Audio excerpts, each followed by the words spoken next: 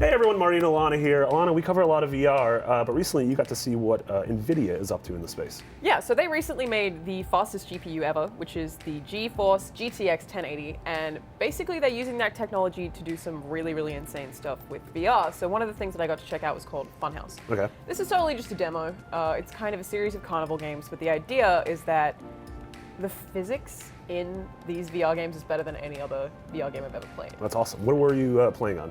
Were you playing on Vive, it was Oculus? on Vive. It was on Vive, Okay. yeah. So I don't think Funhouse is ever meant to be a full commercial thing, but as an example, there was one thing where I picked up a hammer and then slammed the hammer on a table, and there was feedback and there was a different sound depending on what part of it I hit or what object I hit, and it was like, that kind of stuff seems like something that exists in everything, but you don't realize how much VR is lacking until you see something that's better. Yeah, So yeah. It was just, it felt so real, like it was an actual hammer. Another one of the games was an archery game where you would pull a bow out and then you could light it on fire and then shoot it.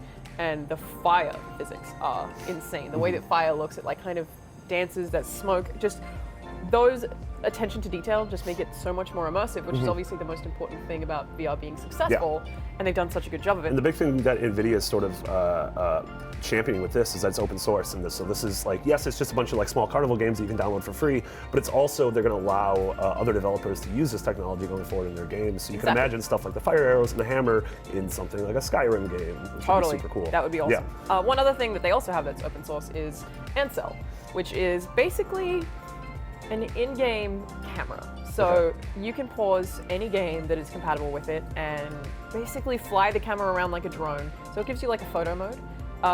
Different games have different settings. The one that I saw it on was Mirror's Edge, and it like pulled away from Faith and sort of just had this beautiful photo with everything in front of her, like this whole city, but the limitation they had was that you couldn't move too far away because they didn't want you to be able to explore the entire city without playing through.